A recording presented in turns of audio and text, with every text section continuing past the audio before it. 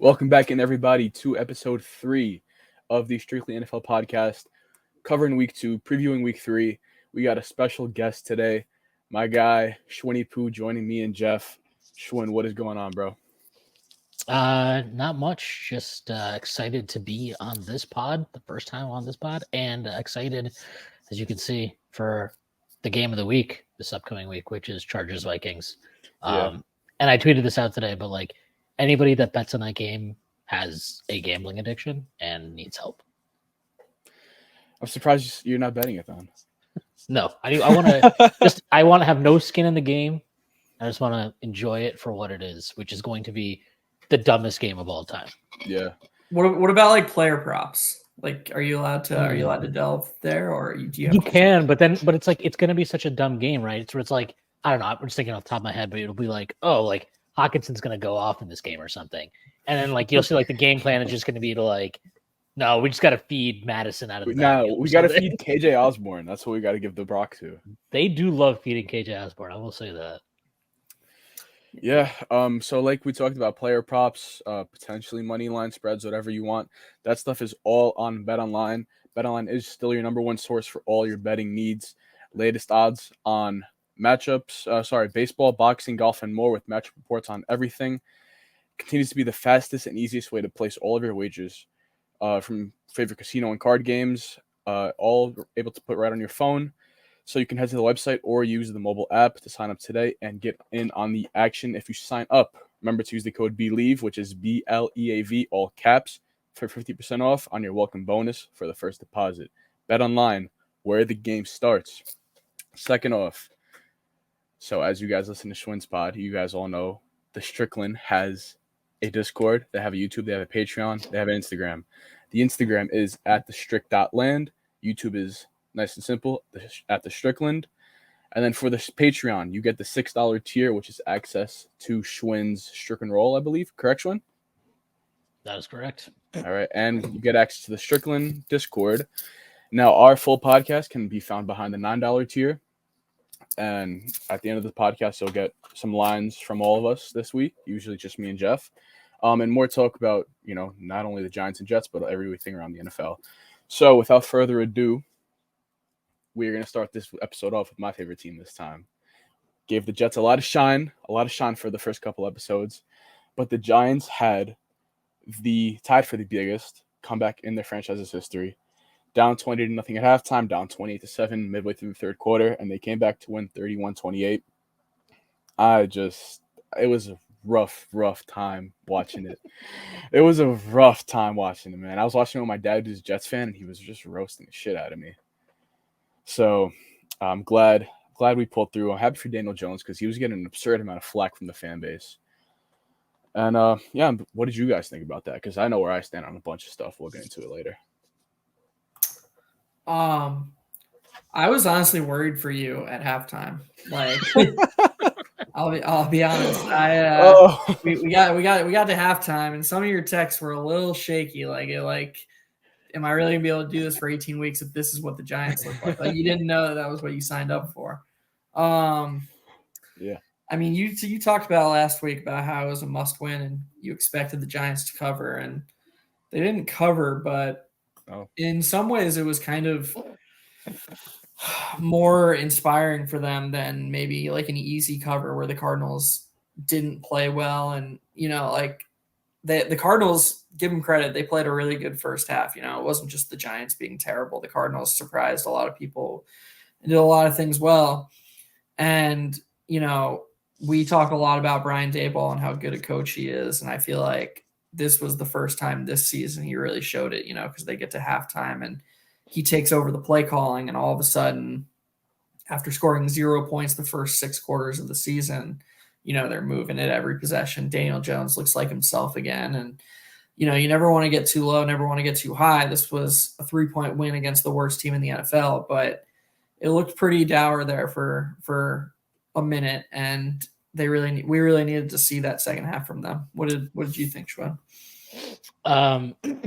So I echo your sentiments that I was worried about Kon basically like until the game was over. Got some very interesting text from him that I was just like, I'm not going to read them on air because I'm just like, I'm not sure we want to encourage any type of self-injurious behavior to oneself on here. But no, I will say this. Like, I think Dable, everybody's going to talk about like the tactical, like look at the adjustments they made. And I get that. Obviously, that's very, very important. But I think a big part of coaching, and like I saw this with Dable when he was in Buffalo, is like there's kind of an emotional temperament to coaching. And I don't just mean in terms of like commanding the locker room, which yeah, obviously there is that. And I think he has that, obviously, like he's shown that throughout his career that he does have that, that kind of like ability to be a leader of men. Right. But like, it's one thing. Okay. It's like, as an example, right? Giants go out, they draft Jalen Hyatt. And we hear about this kid is a burner. He can take the top off of defense, blah, blah, blah, blah, blah. And like, we know last year, the Giants played offense in a box. It was like, we have to play within 20 yards of the line of scrimmage because we just don't have the talent to get into a shootout or go up and down, take a bunch of vertical shots and all that type of. We don't have the guys to do that. We don't have the talent to make it happen. So they played a very restrictive scheme. I think they've clearly added more dynamic talent in the passing game this offseason. And what I thought is the first 2 weeks, it really felt like, or sorry, I should say for the first 90 minutes of the Giant season, it felt like Kafka was still calling the plays like it's last year's offense. Yes. It's last year's team and it's last year's talent. And I think it's really funny because this actually happened in Buffalo with our defense at one point when McDermott came in, like their second year. For the first game and a half, the Bills were just getting like they gave 47 in week one to the Ravens. They gave up I think they had given up 28 to the Chargers or whoever the hell it was in week two. And at halftime, McDermott was like, all right, like I still love you, Leslie Frazier, but like, let's cut the shit. I'm going to call the plays the rest of this game. And like, you could see the difference, right? You're like blitzing, it's more aggressive. I don't think Kafka's a bad offensive mind. I don't think this is Dable, like, taking the play calling from him permanently. But I think in that moment, he was like, look, like this guy just is not understanding what I want to do and what this talent that we have can do. Right. And I think part of that is like, yes, did Daniel Jones miss reads in the first half? Sure, of course. But I think how you're calling plays probably impacts how he's reading the field or how any quarterback reads the field, right? If you're calling plays like we want you to get rid of the ball within 2 seconds, like he's not going to be looking for the Jalen Hyatt deep shot, right? He's not being encouraged to do that. So he's looking for everything underneath. Oh, let me throw it to the back. Let me try and hit this quick out for 4 yards, right? Like whatever it is, he's not in that mindset and the team wasn't in that mindset. And I think whatever he did at halftime in terms of rousing the men of the locker room, but like his actual, I think the emotional temperament of his play calling, like understanding if we want to be an aggressive team, what does that mean? And understanding that in that moment, I think he recognized like, this is the season here. Like we lose to Arizona, the season is over. This is done. Like we are just playing for individual development at that point. There's no team goals. Like we're not going to make the playoffs. And I think he understood the moment. I think he understood exactly what he needed this offense to start doing to give them a chance. And I think even like the defense fed off of that because it really, I mean, the first week, that Cowboys game, like initially in the first half, I was like, I don't even think the Giants defense really played that bad. They didn't even have a chance. But like it can cascade, right? It's hard to like just keep fighting. That is the hardest part is like when things are against you, keep fighting. And I just thought Dable really grabbed hold of the situation exactly when he needed to. And yeah, I mean, he called a great game. And my only other thought though, I will say like, I'm a little like, I love Wink. I love the crazy blitzing stuff, but like some of that defensive line usage, both like in terms of snap counts and just how he's using some of these guys is like, it's a little weird, man. Like and I think that's part of the reason why the defense has been so, it did not look good, right? For long stretches of that game or week one, especially in the second half. Yeah. Starting off with the offense, that's where I'm just going to kind of go off of your thoughts. Like you see with Jeff's little thing right under his name, Jalen Hyatt, should be playing pretty much as the Y. No questions asked. He should be on the opposite boundary of Darius Slayton or Isaiah Hodgins. I don't care which one it is, but he has to be out there. His presence on the field changes everything for this team. Credit to Bobby Skinner for this tweet, but he tracked every snap Jalen Hyatt played on offense. When he was on the field and we passed the ball, we averaged 16.5 yards per play. And 12 pass plays, and we averaged 16.5 yards per play. Daniel Jones on those plays was 8 for 11 with 183 yards and a rush for 15 yards of his own. And then the 4 plays where we didn't really hit on shit was Waller dropping an RPO, Saquon getting caught in the backfield, and Darius Slayton being out of bounds on a pass deep down the field. So you saw it, right? When Dable took over play calling in the second half, I don't even think that there was a big difference in concept, right? We were still doing RPOs. We were still doing a bit of stuff outside of the pocket. But it was a lot more of like, look at Darren Waller, because this guy's a freak show, and they don't have a linebacker to go over the middle with him. Once that happened, you saw Saquon bust that run that was supposed to go up the middle over to the left to kind of ice the game. And not only that, he trusted Jalen Hyatt a lot. Daniel Jones, first of all, first play out of halftime to launch that ball to Jalen Hyatt, that's a lot of trust to have a rookie receiver to do that. Down 20. Well, apparently they told him that halftime. Yeah. Like they said at halftime, like, look, this is the fucking first play. So I read this I think quote. Hyatt said he was like, yo, throw me the ball. Yeah. Daniel Jones is like, all right. So yeah, and he's like, I saw Hyatt's quote was like, he was just like, I was super excited once they told me. I was like, yeah, I'd be excited too. But I mean, just real quick, like what you're talking about with Hyatt, like, I mean, Jeff's been on Podstrick a number of times. We talked about Steph all the time on there, right? Like the concept of spacing.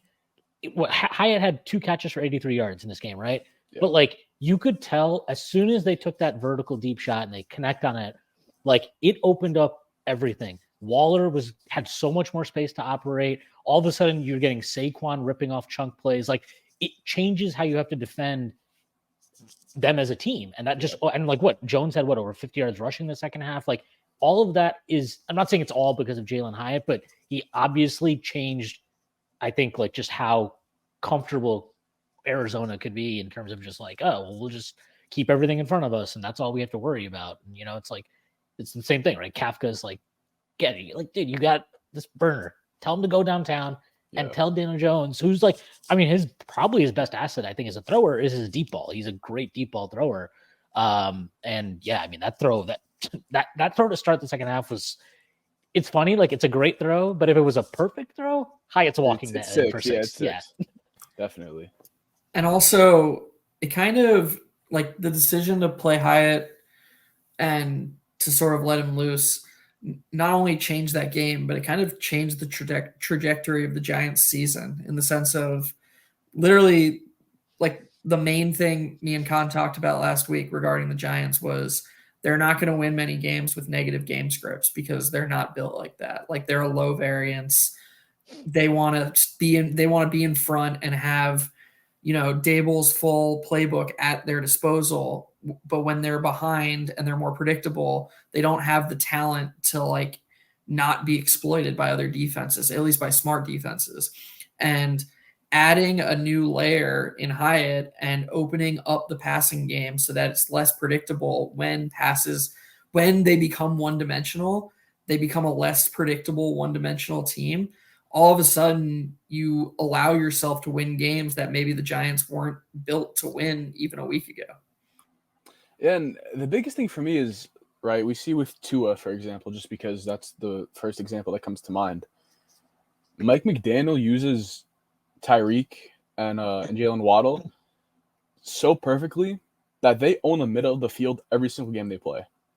And that second half, with the way that we use Jalen Hyatt and the way we played Waller off of the concepts that Hyatt was running, I was like, okay, this is a formula you could take into any team or into any game besides like the Niners, maybe the Cowboys, and I don't know really who else has like the combination of pass rush and safeties and linebackers to cover up both of those things.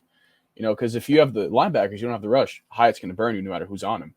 So that's giving me the most hope, like you said, about the trajectory for our season. When you add that with Saquon hopefully coming back healthy and McKeithen at right guard, who I think played a fantastic game, this is legitimately a formula that, you look at and you're like, okay, we don't have to call up a Dable masterclass every single time to get a 12, 15, 20-yard play. You know what I mean? So there's going to be a lot more talent doing the talking instead of Dable having to take the play sheet from Kafka every week. Well, you also just need explosives, right? Like the hardest thing in football is trying to, like, if you need to construct some awesomely choreographed drive every single time you need to score, it's just impossible to be consistent. And so like you need game breakers. And like, I mean, you mentioned the Dolphins, and honestly, like Mike McDaniel being a really good and creative offensive mind is like my personal 9/11. It's terrible. I hate it. I hate that the Dolphins look like they're going to be extremely good this year, and that I will have to probably eat a lot of crow about 1 to 2 Tagovailoa. But no, I mean, look, they're really good. But I do think, like, I mean, it's funny because speed is like simultaneously the trait that gets guys way overdrafted, but it is like super fucking important if that guy is also a football player. Like, if you just take a guy because he runs fast, it's not going to work out. If he runs fast and he actually understands what he's doing and you understand how to utilize that, it's going to be a big deal. Like, I mean, we haven't really seen this yet in Detroit because Jamison Williams has made some questionable choices and was also injured at the start of last season. But like, I promise you, when that guy is back, like, I don't care if it's Jared Goff back there who like you need to like coax to throw the ball deep. Their offense is going to be even better like than it is right now. And I don't even think they're playing at a super high level yet offensively, but like when you have those vertical threats, it just opens up so much for everybody, right? It is like having some like an amazing 3-point shooter that you can't help off of. It's like the opposite of having Josh Hart and RJ Barrett together in a playoff game. Shout out Tom Thibodeau. We always get our little Knicks related stuff in over here. And I was gonna say, like, there's really no other position in sports, at least in my opinion, that can get you so overdrafted for one skill. Like it's shooting, right? And it's speed on the boundary. Like that's it, is it not? It's scary. It's like you never like a defense never wants to give up explosives, right? That's like that's the thing that I've never heard a single defensive coordinator be like, yeah, we're comfortable if teams burn us over the top because like we're gonna get 15 sacks or something. Like that. I've never heard that. I've heard we want to dare them to like dink and dunk down the field. Like you hear all that type of stuff. You never hear that because who like once the guy's behind your defense, you're screwed, right? Like you're screwed. It screws up everything. So look, they have a burner now, and it's up to them, and it's up to Daniel Jones, and it's up to look, let's be real. I've been singing their praises, but like I thought Evan Neal was not good again in this game. He was okay, definitely better than he was against Dallas, although it would be hard to like to be worse than he was against Dallas. And look, getting Glowinski stepping in when he had to, like that guy is brutal. But at least he wasn't as bad. But like I still think that Giants offensive line without Thomas, especially, you mentioned McKeithen, which by the way, awesome name, great name, love it. But they had Azudu too, and I think he ended up playing tackle, right? So left tackle. Isn't that like he's been playing inside, if I remember correctly, prior to this. So do you think that's something where he's maybe been misprofiled as an interior lineman and you think he might be better suited to playing outside? It's tough for me because I think he might be a tweener. I think, he obviously had a great game and I don't want to take that away from him, but there is an element of like, okay, there's no tape on this guy playing tackle. The only thing that I will say is like a little bit of a saving grace for him is that out of the draft, his big, I guess, sticking point for his profile was that he was an athlete and he played every position on the line besides center. So he does have that versatility, and he was teammates with McKeithen at UNC, which was funny. So that was real cool. I want to touch on McKeithen because I think he's more of like a potential contributor for this season still. I don't think Neal's losing his job anytime soon, and I'll get into Neal after McKeithen. McKeithen looked like not a stud, but he's an NFL starter as as far as that game this week goes. He was good in the run, and he had no miscommunication with Neal and pass pro. If you guys have been listening, you know how much that irks me. As a former center, when people get their matchups wrong, it drives me bananas. So I have faith in him to be fine. I'm not going to put some expectation that he's going to be the glue for our line or anything like that. But with JMS looking the way he did, which fantastic, even though it was against the Cardinals, he built off of a decent game against the Cowboys. I just hope Ben Bredesen is healthy because he had a concussion. It looked pretty bad. He dropped on the field. So that's something to monitor. And I'm just going to finish up with Evan Neal. I still don't know what to take away from this game because the Cardinals' D-line, contrary to their O-line, which I thought was really good, their D-line is absolutely there's nobody there who fucking means anything in the long term. So him having a decent game, in my opinion, quote unquote, the penalties are really killed him today or 2 days ago. I still don't know what to take away from that because there was no names on that line, So this week we're going to see him probably get trounced again by Nick Bosa and others against the Niners. So it's weird. Drafting linemen is just the strangest thing to me, and I feel like the more I think about it, there's just a ton of variance and just the amount of factors that go into drafting a lineman out of college when the competition levels fluctuate so much. Who you play there, I just feel like it's impossible to get for anybody, but for linemen specifically, perfectly objective tape where you can be like, oh, this left tackle from Wyoming versus this left tackle from Bama.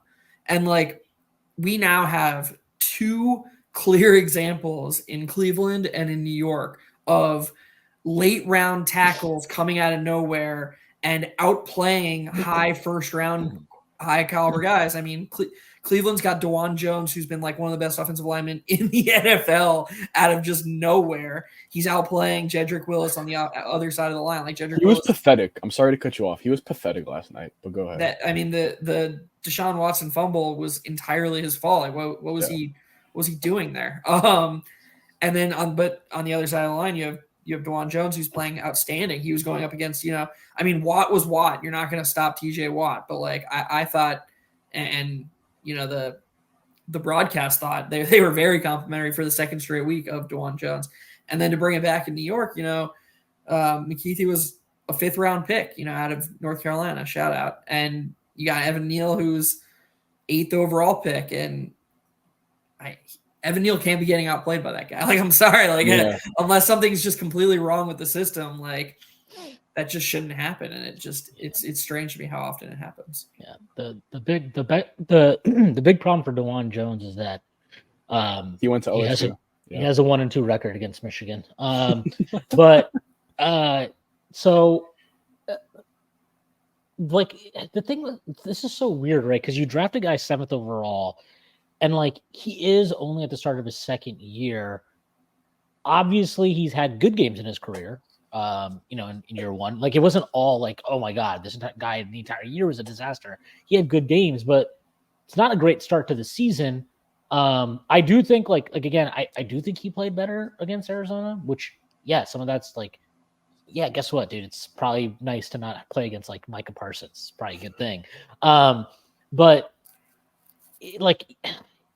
some of it, I don't I think I know you mentioned this, but it looked in that Dallas game, it honestly just looked like him and Glowinski didn't talk or had no communication and never knew what the other one was going to do. Whatever was going on against Arizona, at least that piece of it was better. Obviously, he had a better understanding of what he was doing. There was not rushers just easily twisting and stunting and getting into through that side of the line. So that's you just have to the thing is you took the guy 7th overall. He's going to keep playing. You have to keep playing him because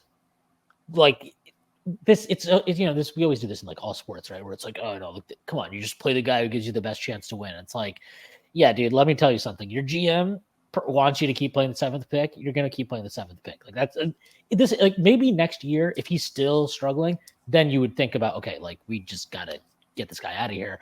But for right now, he's going to keep playing. So it's I guess you can say it's a step in the right direction, but like, I mean, this is a huge year for him. I think Geoff, you mentioned this when you guys might have been the first pod you guys did, but like, this is like there's 2 tackles in New York who this is a huge year for, and one of them is obviously playing for the Jets right now at right tackle, Mekhi Becton.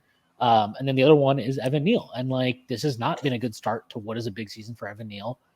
And, you know, like, to be quite honest, like, and I do think some of this, like, some of the struggles on the defensive side of the ball have to do with the wink, which I mentioned earlier, but like, it's not been a great start to the season for Kayvon Thibodeau either. Yeah. Like, these are supposed to be, I mean, you take a fifth guy, a guy at 5th, and you take a guy at 7th overall in the same draft. Like, these are supposed to be franchise cornerstone pieces, and they have not lived up to that. I thought Thibodeau last year, I don't know, the sack total were not super great, but like, his pressure rate was awesome. Like, he looked like, okay, I was like, okay, this guy's, he'll get there. I don't know what's going on with him this year, but they need that. Like, the first 90 minutes of the season, I don't know if I heard his name once. Like, I don't actually know if I heard his name. And he came to life a little bit in the second half, but like, and I know how this 3-4 wild Baltimore scheme can go. Like, I experienced in Buffalo, and a lot of times edge rushers are like, wait, you want me to like drop back in coverage on a pass rushing down? Like, and you start mailing it in and your energy's not there all the time. I literally watched it with Mario Williams, where he has like double-digit sack seasons. Rex Ryan comes in and he's just like, yeah, so we're going to have you and Marcel Darius like drop into coverage sometimes. And it's like, why am I doing that? Like, you pay me $500 million to go hit the quarterback. Let me go do that. And so like, there's a give and take there. I think Wink is he's a little bit going too crazy with the blitz stuff. And I get that that's who he is as a coordinator, but you got talent on the edge there. Like, let them, you know, let him pin his ears back and go. But also, like, it's on Thibodeau, like, to be more of an impact player. Like, you can't have a game and a half where you're doing nothing, where you're just lining up and getting cardio. It's unacceptable. So the Giants definitely need more from that. And I will say, like, it does look, though, you know, we just shit on like the 2022 draft class they had there, but it does look like this draft class they've got this year looks like these guys are real players. I mean, I know Banks has had some up and down moments, but like, that's normal for a cornerback. I don't think that's like outrageous at all. And I think he's looked pretty decent, but like, you know, Hyatt has looked good. And I just think this class looks at least good. I will say, I would also like them to get Bellinger a little bit more involved, but I understand you have Darren Waller, you're trying to figure stuff out. So that makes sense. But yeah, I mean, look, it's encouraging, but 31-28 against the Cardinals. I don't know if the Super Bowl is in the future this season, but like, just play some competitive football. I think this team will end up winning like somewhere between around 8 games. And I think at the end of the season, even if they don't make the playoffs or if they have a worse record than they did last year, I would be surprised if you're not feeling like, yeah, this team is definitely more talented and better positioned moving forward than they were last season, where we miraculously made the playoffs and got the best possible wild card matchup anyone could ask for in Minnesota. Just to like put a bow in the Evan Neal conversation, or to add something to it. I will say that I think it's a positive that the worst part of his second half was the penalties, because I feel like outside of penalties, you didn't really hear his name much. Like, Jones, as we talked about, the Giants tried to and successfully opened up the offense more. And Jones, for the most part, had time. You know, like he was able to set his feet and make the passes that he wanted to make. And so, you know, that's a sign that Neal was doing his job, at least for a half. Penalties are fixable if you're out there and you're, you know, keeping the guys in front of you and giving your quarterback time. I don't know. It's not, you still want to fix those mistakes, but to me, that's a step in the right direction. I'd prefer that than, you know, he's not able to stay in front of guys. I think that's the lesser of two evils. Well, do you remember like when the Legion of Boom was there in Seattle? And like, I mean, this is how Pete Carroll has always coached his cornerbacks, but their strategy was like, we will just have our cornerbacks grab wide receivers constantly. They're just going to always be holding, and we are going to dare the refs. Like, do you want to throw a penalty on every play? It's like, do you want to do that or not? Because you're not going to do it. And there is value if somebody at halftime just told Neal, like, stop worrying about your fucking technique and just hold dudes. I don't care. Like, stop getting our quarterback killed. Stop getting blown by. Doesn't matter what you do. If you have to take some penalties, cool. But like, go for it. Because you know what? Go watch a Kansas City Chiefs game. They're not going to call holding on every play because they're just not going to do it. They're not going to do it. So like, there is value. In the Chiefs game, they're not going to call anything. Yeah, they're going to let a dude stand 7 steps behind the line and just yeah, like just like take a machete out, stab somebody. But like, yeah, like it just, there's value in just holding him. And also, like, look, I think it's also fair to say that you've got Bellinger, you got Waller, you're playing a lot of 12 personnel. Like, give the guy some help. Like, have Bellinger chip in, like you can help him out too. So like, I think he's got to be a lot better, obviously. I still think there's hope for him. Look, the guy's a gigantic human being. Like, that's 90% of the battle there. But like, yeah, I mean, I think the offensive line, some of the play calls could do a little bit more to help him too. Sure.